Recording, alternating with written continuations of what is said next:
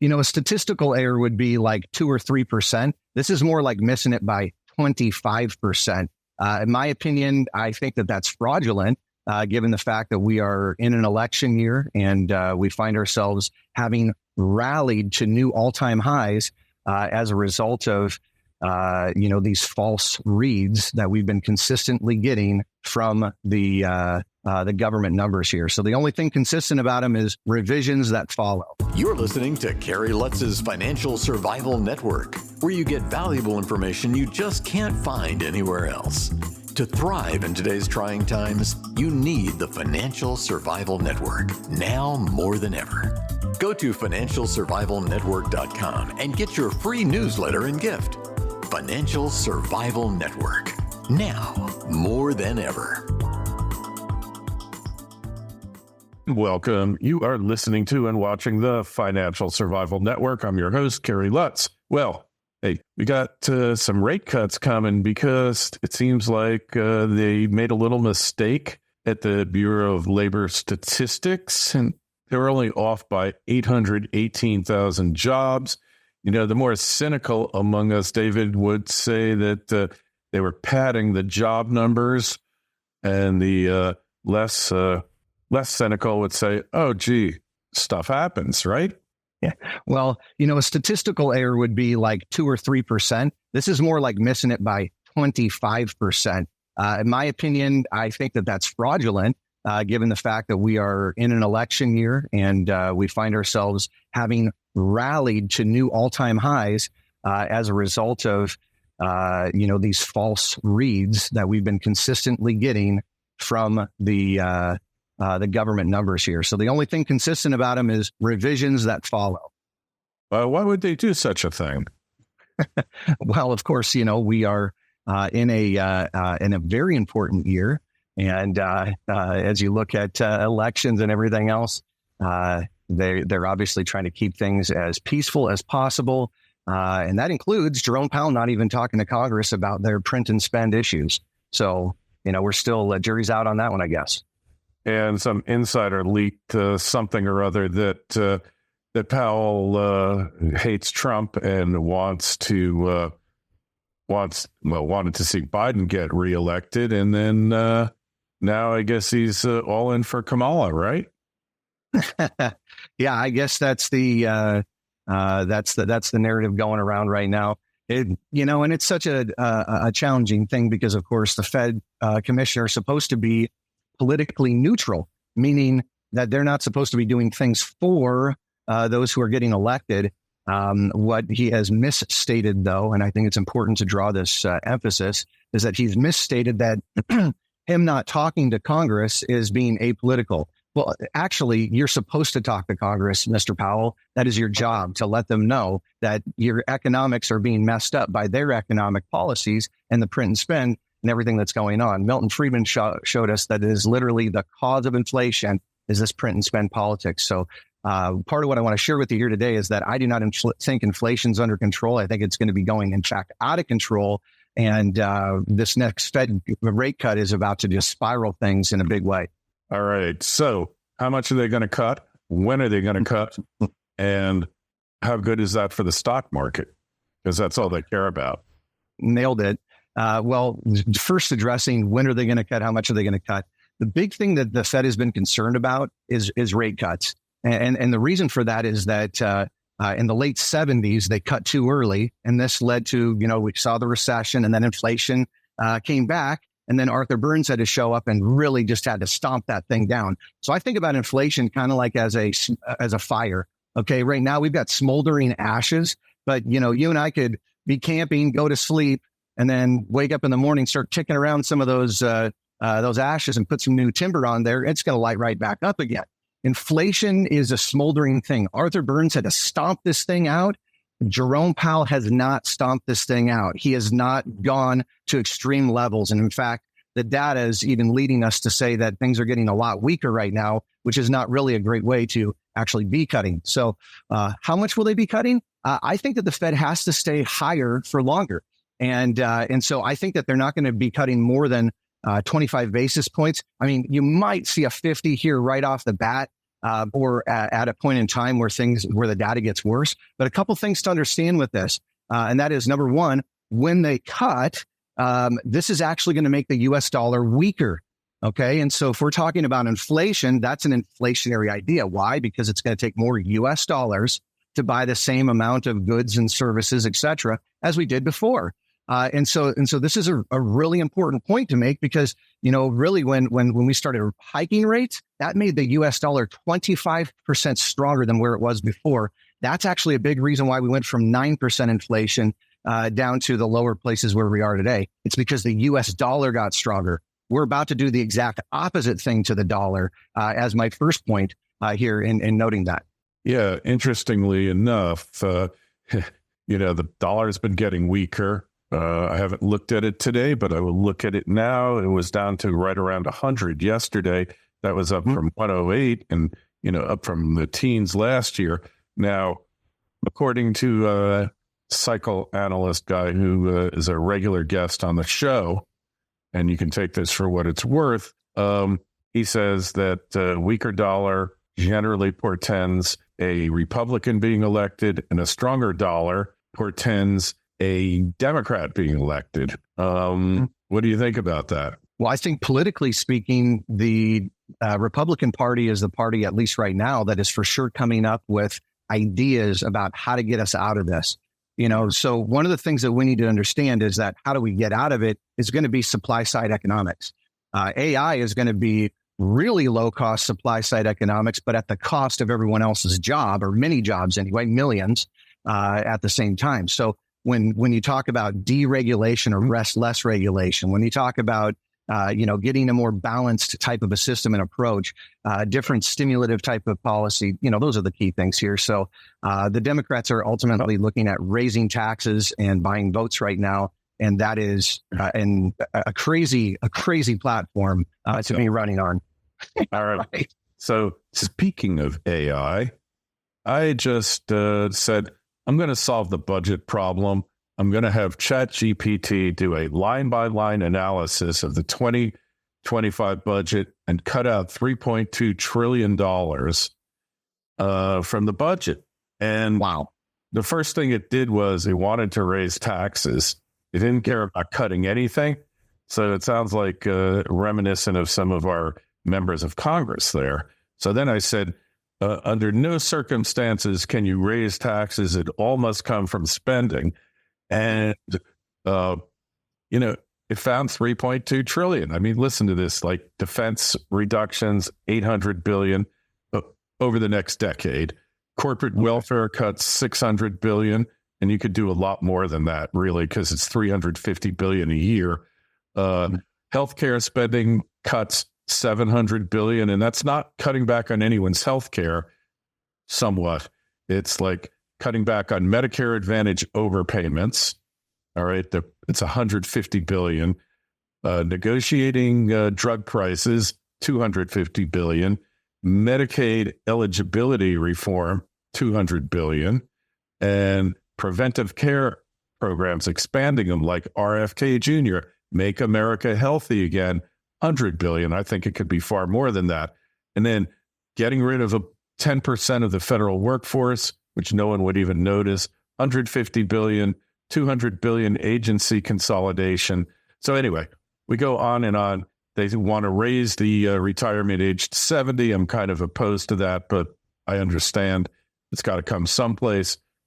So I said, find at least 100 agencies that could be erased, put out of business, and I got to find it now. I wanted to get these are fascinating. The F-35 Joint Strike Fighter program. Okay. So, I mean, here's one guy sitting in his office, and I did more to control the deficit with one query than the Congress has done in the past 20 years here, David. Well, it's not rocket science, but I guess AI can figure it out in about 32 seconds. Yeah. Here as far as at least some ideas, and then that gets the discussion conversation going here. There's a lot of things that we need to be figuring out. If you look at the actual expenses for Medicare and Social Security, That's exceeding 60% of the entire federal budget, the amount of money that's coming in from tax receipts. And so we're just at the pinnacle year right now. 2024 is the year where the most baby boomers reach age 65 and enter into retirement. And so why is that important? Well, the system's already expensive. It's already swelling. And we've got the biggest group going in right now. It's like 14,400 a day right now. So, there's definitely going to need to be some changes. And I think that we need to encourage our political leaders to have the conversations. These are the things that we actually want because our future depends on this. I mean, I have 5 young kids that are, going to be growing up likely in a world very different than the world that I knew growing up, just given the significance of deficit spending that's going on. I think that we've added about $12 trillion here in the last 4 years. So, it took us 230 years to get the first, 11 trillion. We just put on 12 here in the last 4. So this is a runaway train that I do not see stopping anytime soon. All right. So listen to what we can get rid of. The Department of Education, Department of Energy, Department of Commerce. And so then we wouldn't have to worry about those job numbers being askew because they're responsible for it. The Department of Housing and Urban Development, just give the money to state governments and let them handle it. National Endowments for the Arts, the Humanities, Corporation for Public Broadcasting, privatize it. Exim Bank, which is just corporate welfare. The Appalachian Regional Commission, listen to some of these. The Denali Commission, the FCC, probably get rid of that. The Federal Maritime Commission, Office of Thrift Supervision, the U.S. International Development Finance Corp. I mean, it goes on and on here. Some of these I didn't even know existed. Like, it's just like, hey, they're saying get rid of the Bureau of Alcohol, Tobacco, and Firearms, consolidate it with the FBI. I mean, it's craziness here. The Rural Utilities Service, and then it didn't give the savings this time. The U.S. Institute for Peace, they're doing a really rotten job. Let's get rid of them. The Commission on International Religious Freedom, the U.S. Chemical Safety Board, the State Justice Institute, all these insane agencies here that do absolutely nothing for us. And yet, what's amazing is there's more people right now that are courting our Congress members for, these backdoor deals, this pork barrel spending, all these extra little things that are added to every single bill, essentially, that's coming through. And we just get this extremely bloated government. So, I don't think it's a bad idea for people to be asking questions like this. In fact, I would say if there's a silencing voice that's trying to say, don't even talk about stuff like that, we might actually think to ourselves, is this a voice that's trying to control me? Are they actually trying to get me to independently consider what's going on right now? Or are they just trying to get me to comply? So that's a good little exercise and kind of fun to see all the different things that are going on there. Here's one that you never knew about. The Office of Navajo and Hopi Indian Relocation. They blow through $15 million a year. The Office of Federal Contract Compliance Programs, $105 million. It just goes on and on and on and on here. It's unbelievable that all these agencies that really do absolutely nothing.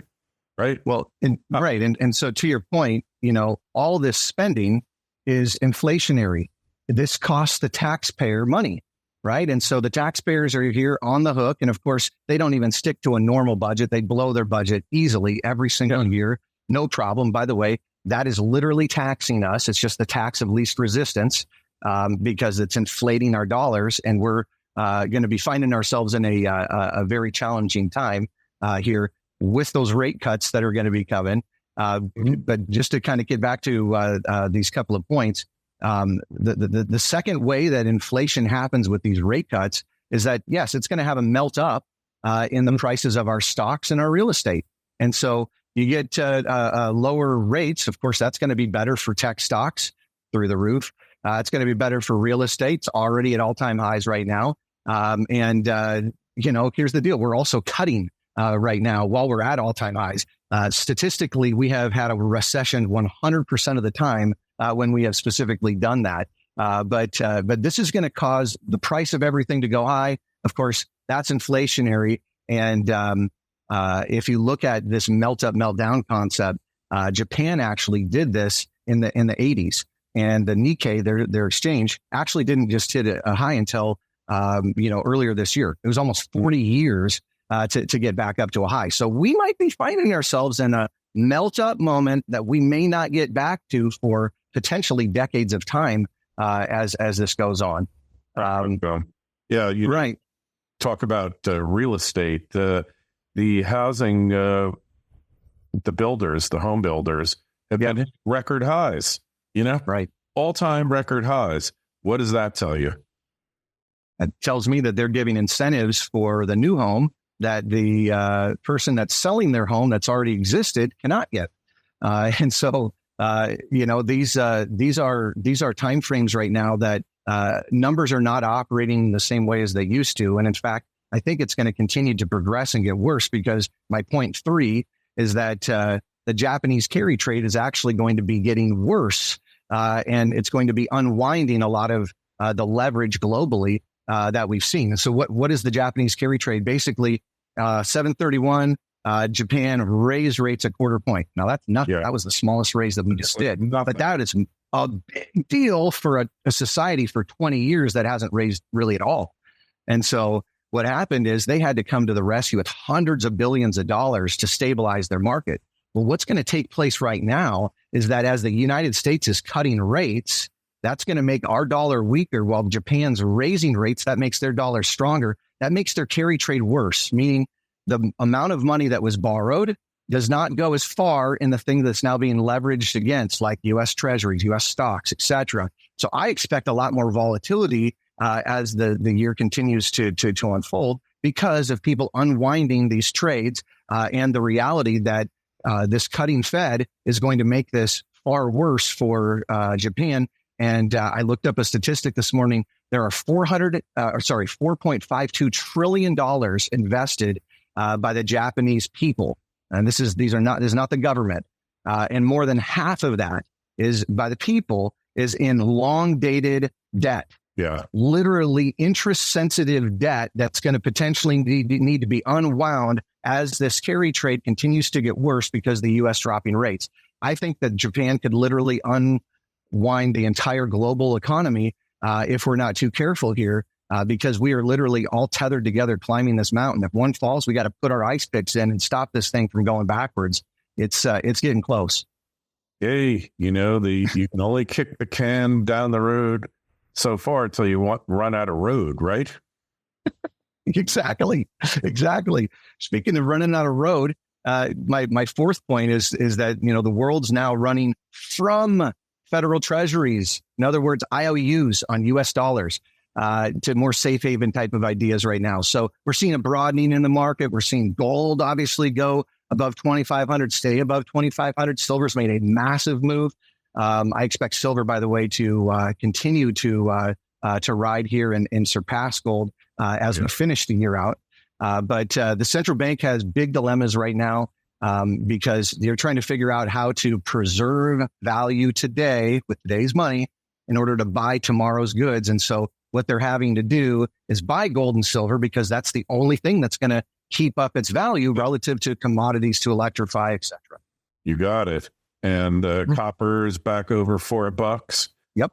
Oil's been holding up pretty good, even if demand it's impossible to really gauge demand because global market,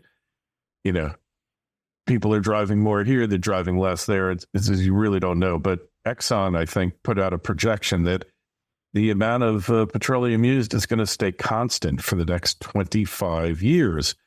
Oh, yeah. Where's all the electrification? How can this be? Can't be. Electrification's changing.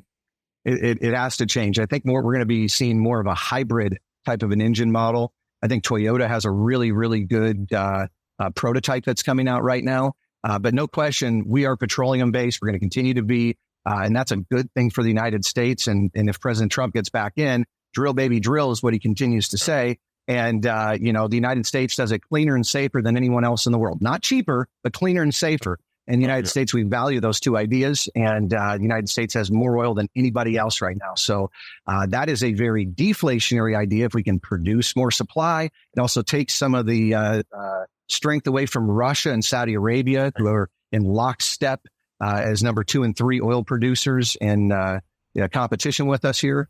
And so, of course, Russia can't, wage a war unless oil prices remain elevated. So there's a number of things that we can do in the United States if we so chose to do them.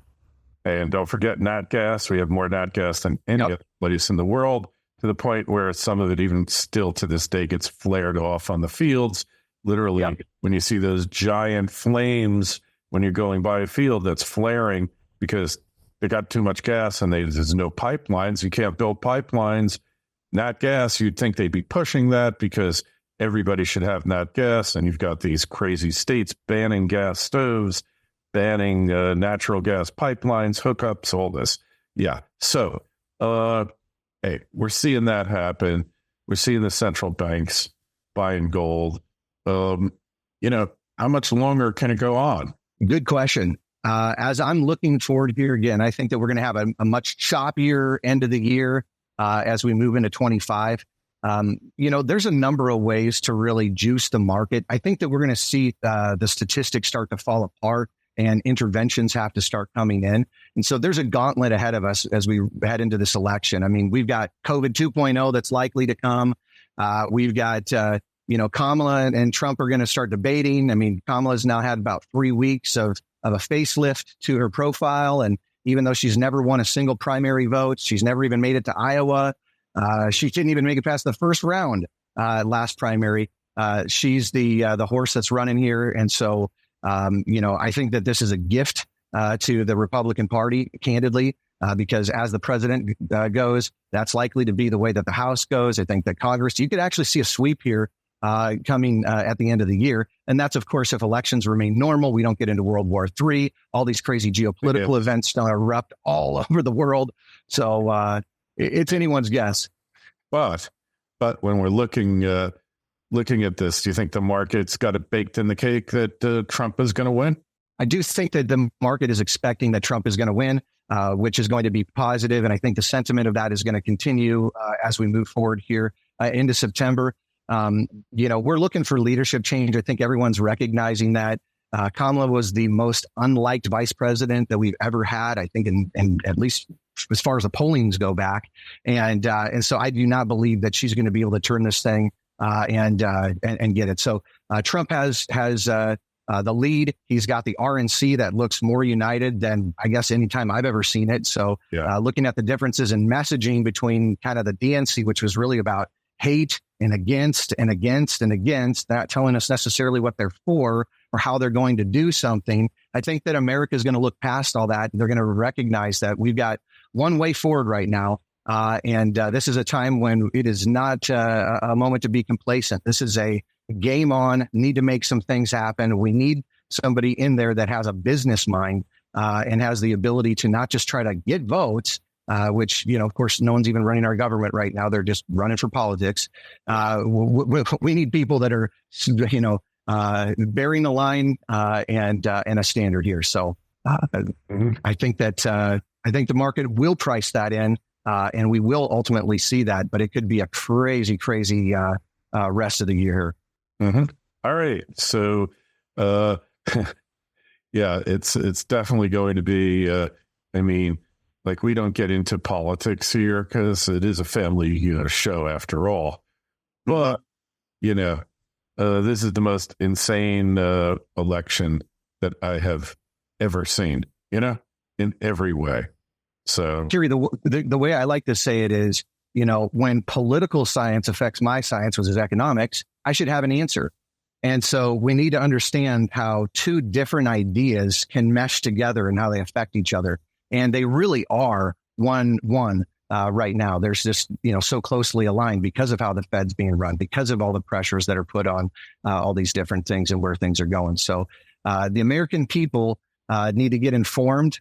They need to continue to read and not just take a bunch of opinions. That's the hard part, is the depending on the channels that you look and watch, there's so many negative opinions about everything that's going on out there. And here's my point. I think that this is really important to understand, but let's figure out the things that we can do that are going to position us for the future. Those things that we can do, we can get the right risk diversification, the right strategies in place right now that are going to really benefit us as the economy changes and things turn. And then also tax diversification is massive, because when inflation goes up, when this debt and deficit continues to rise, they're going to have to tax us. I'm radical about this.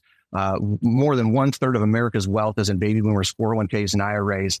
And they have not paid a penny in tax yet. Many do not have an answer. They don't know. And, for better or worse, how they plan their future today is what they're going to get tomorrow. Yeah. Yeah. Whether you like it or not, you're going to get it. Yep. That's right. All right. So be prepared like a good Boy Scout.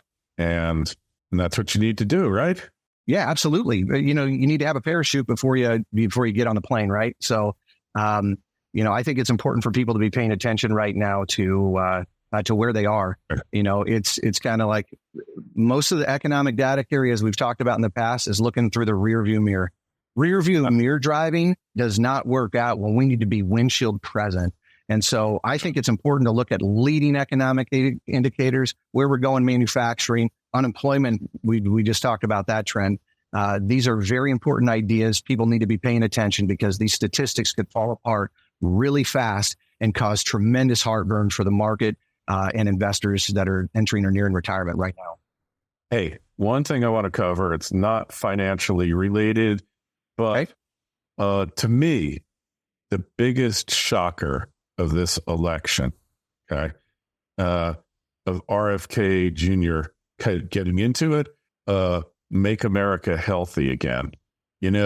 That it just amazed me to hear that, because it's so obvious. Our food supply has turned into poison, and lots of bad stuff there. And the health of our children. You say you have young kids.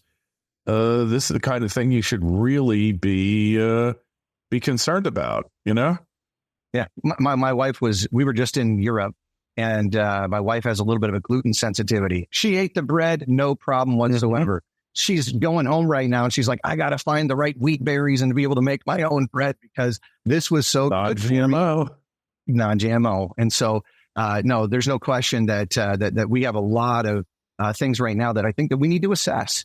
And so why are we not having those conversations? Well, I just think that there's a lot of other priorities that we, the people, haven't necessarily mandated that people be talking about. So let's just pray that politicians will understand who they represent.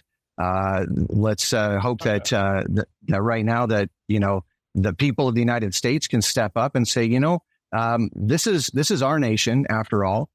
This thing is not going the direction that we're looking for. And it is very concerning to see all these things like immigration. I mean, last point, Kerry, we were told this, the government statistics on unemployment were so accurate. What else are they lying about? Oh, the border's safe and secure? Oh, about a soft landing's coming anytime soon? Inflation's debt? I mean, these are huge statements that I believe next 12 months, we are going to see completely deteriorate, move backward, and we're going to say, holy smokes, what do we do now? Yeah, well, hey, to me, like making nutrition and health number one issue, because 20% of our GDP goes to trying to patch people up after they've destroyed their bodies. True.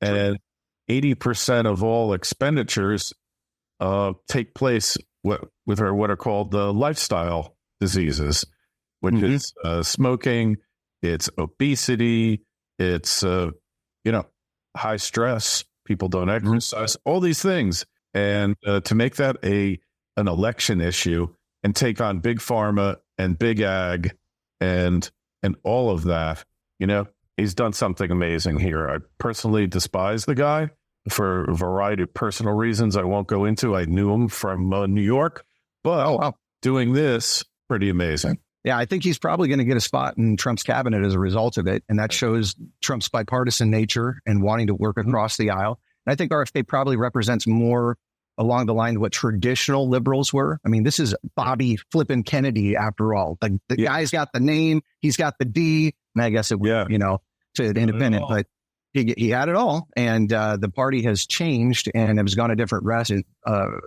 direction. I like to say this election is blue no matter who, or red till I'm dead. Those are the two opinions. Yeah, well, somewhere, but, I think things are changing. The political realignment's taking place where we realize existential issues trump everything else, no pun intended. And I think that's what we're going to see. David, just tell us, how do we connect with you? How do we find you on the web? Yeah. Hey, fedbubble.com is a great way to get to know me and what's going on. Got some good information out there.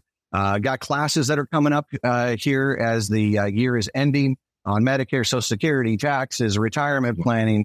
So that's kind of what we got going on right now. And welcome anybody to get some downloads off our website. All right. And you'll find a link in the show notes to this interview on financialsurvivalnetwork.com. And just click it, take you to David's site.